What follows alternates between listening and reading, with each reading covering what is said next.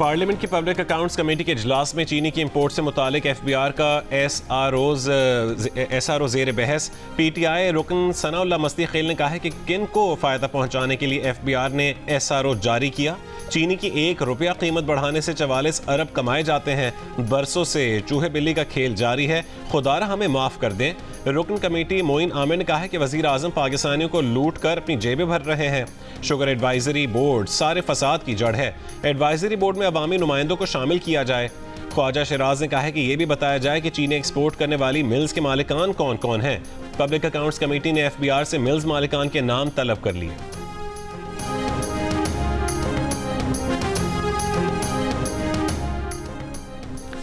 जब चीनी एक्सपोर्ट की गई मकामी मार्केट में कीमत 143 रुपये किलो थी, उस वक्त मार्केट में कीमत 173 रुपये फ़ी किलो है। हुक्काम वजारत सनत व पैदावार का दावा। पब्लिक अकाउंट्स कमेटी में हुक्काम वजारत सनत व पैदावार ने ब्रीफिंग दी कि गुज़िश्ता साल मुल्क में चीनी की पैदावार 76,60,000 मेट्रिक टन थी। उसमें से 13 लाख मेट्रिक टन से ज़्यादा चीनी सरप्लस रही। 5 लाख मेट्रिक टन चीनी अगले साल के लिए रिजर्व रखी गई है। चीनी बरामद करके $40 करोड़ से ज़्यादा ज़र मुबादला कमाया गया।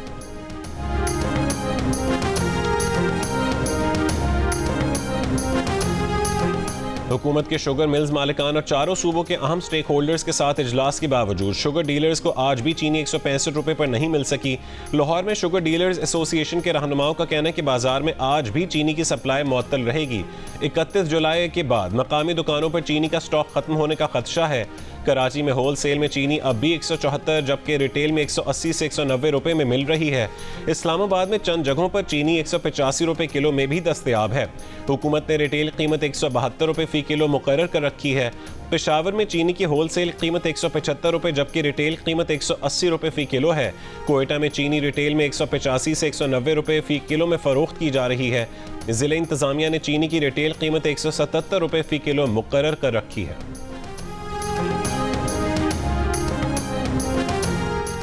कराची के इलाके बोर्ड बेसन थाने की हुदूद में समंदर के करीब से खातून और मर्द की लाशें मिलने का मुकदमा सरकार की मुद्दत में बोर्ड बेसन थाने में दर्ज। लाशों की शनाख्त फिंगरप्रिंट से की गई है। मेडिकल लीगल रिपोर्ट के मुताबिक दोनों को सर पर करीब से गोली मारी गई। सर पर जख्म मौत की वजह बने। मर्द और खातून की उम्र 30 से 35 साल है। पुलिस के मुताबिक मकतूलीन का ताल्लुक गुजरांवाला के एक ही गांव से था। दोनों शादी करना चाहते थे। 15 जुलाई को दोनों घर छोड़कर चले गए। कत्ल होने वाले शख्स और उसके दोस्त के खिलाफ गुजरांवाला में लड़की के अगवा का मुकदमा दर्ज। दोनों के कत्ल में मुमकिन तौर पर कोई करीबी रिश्तेदार मुलव्विस है। लड़की के भाई को गुजरांवाला पुलिस ने हिरासत में ले लिया।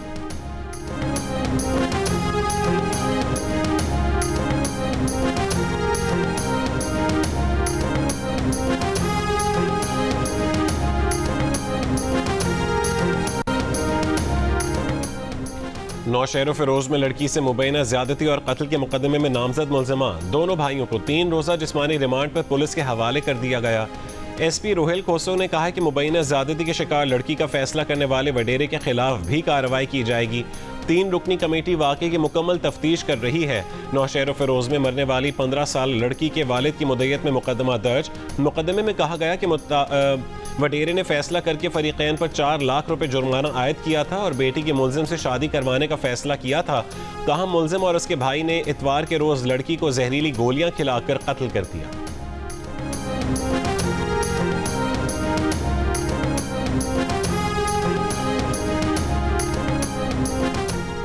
वज़ीर आला KP अली अमीन गंडापुर का कहना है कि 5 अगस्त को होने वाले एहतजाज में खैबर पख्तूनख्वा में तहरीक की क़यादत वो करेंगे। ना अहलियों गिरफ्तारियों से हमारे हौसले पस्त नहीं होंगे। उन्होंने कहा है कि मुल्क में कानून हरकत में नहीं है। जो हालात हैं उसकी जंग बानी PTI लड़ रहे हैं। ये झूठे और मन घड़त केसेस बहुत पहले से चल रहे थे। हम हमेशा से अपने आप को कानून के सामने पेश करते हैं। इस तरह की पेशियों से हम घबराने वाले नहीं।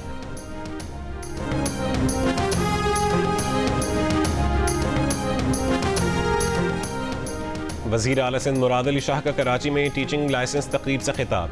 कहा कि सिंध हुकूमत का तालीम में आलमी मयार लाने का पुख्ता आज़म है। टीचिंग लाइसेंस का इजरा एक तारीखी संग मील है। सिंध का तालीमी मुस्तकबिल इल्म, अखलाक और उमदगी पर उस्तवार होगा। उन्होंने कहा कि लाइसेंसिंग से असातिज़ा का वक़ार और कारकर्दगी में इजाफा होगा। सिंध हुकूमत का तालीम में बैनुल अक़वामी मयार कायम करने का आज़म है।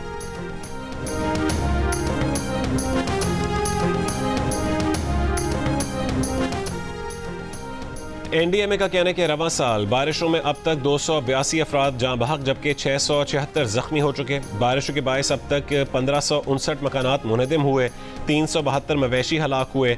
गुज़िश्ता 24 घंटों में बारिशों के बायस सिंध में एक बच्चा जाँ बहक हुआ, बच्चे की मौत डूबने के बायस हुई।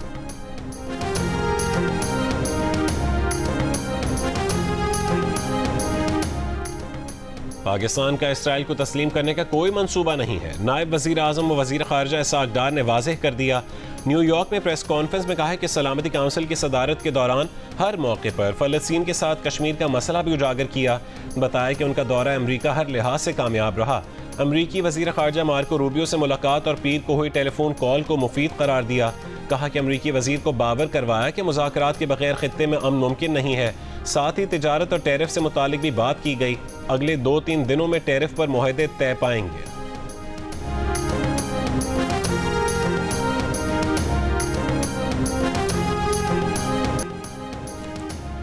नायब वज़ीर आज़म इसाक डार की कुवैती वज़ीर ख़ारजा से न्यूयॉर्क में मुलाकात। दो तरफ़ा तिजारत, सरमायाकारी, तवानाई और दिफा में ताउन बढ़ाने पर बातचीत। दोनों वज़राए ख़ारजा का आला सतह दौरों पर इत्तफ़ाक़। तर्जुमान दफ्तर ख़ारजा के मुताबिक मुलाकात में इसराइली जारहियत और गज़ा में बिगड़ती इंसानी सूरत हाल पर गहरी तशवीश का इज़हार। मसला फ़लस्तीन के मुनसिफ़ाना और देरपा हल की फ़ौरी ज़रूरत पर जोर। वज़राए ख़ारजा ने उम्मीद ज़ाहिर की कि कॉन्फ्रेंस के नताइज दो रियासती हल के लिए मददगार होंगे।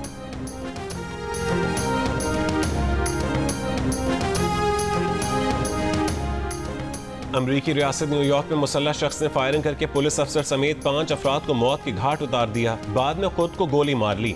मरने वाले पुलिस अफसर की शनाख्त दीदारुल इस्लाम के नाम से हुई। पुलिस कमिश्नर का कहना है कि हमलावर तनहा था। ऐनी शाहिदीन का कहना है कि एक शख्स बंदूक लेकर इमारत में दाखिल हुआ था।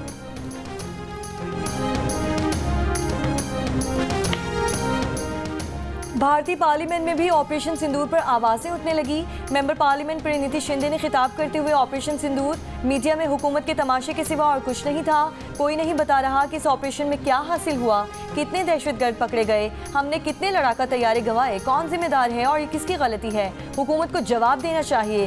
केरला के मेंबर पार्लियामेंट के फ्रांसिस जॉर्ज का कहना था कि हमने 3 राफेल, 1 सखोई 30, 1 मिग 29 खोए। ये सब हमारे अपने इलाके में मारे गए।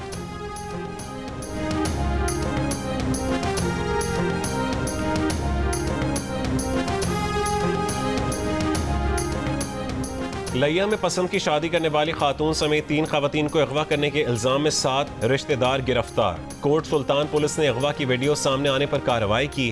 3 खवातीन को अहल खाना ने ही रंजिश पर अगवा किया। 20 नामजद और 50 नामालूम मुल्जिमान के खिलाफ मुकदमा दर्ज।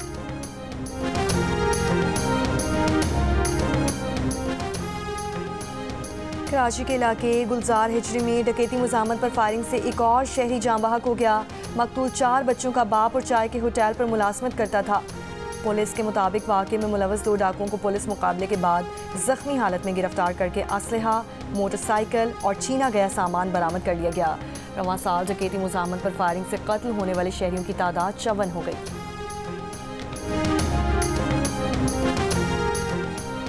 स्वात के मदरसे में तशद्दुद से तालिब इल्म की हलाकत के केस में मरकजी मुल्जिम उमर और उसका बेटा एहसान गिरफ्तार। तशद्दुद में मुलव्विस 10 मुल्जिमान पहले ही गिरफ्तार किए जा चुके। DPO मोहम्मद उमर खान के मुताबिक तशद्दुद से तालिब इल्म की हलाकत के बाद मरकजी मुल्जिमान फरार हो गए थे। और गजा में इंसानी अलमिया मजीद संगीन हो गया। गजा की वजारत सेहत के मुताबिक गुज़िश्ता 24 घंटों में ग़िज़ाई क़िल्लत से 2 बच्चों समेत 14 फ़लस्तीनी इंतकाल कर गए। भूख से कुल अमवात 147 हो गई, जिनमें से 88 बच्चे हैं। खुराक की फराहमी के लिए कार्रवाइयों में वक्फे के ऐलान के बावजूद इसराइली हमले जारी हैं, जिनमें मजीद 88 फ़लस्तीनी शहीद हुए और 40 इमदाद के मुतलाशी शामिल हैं।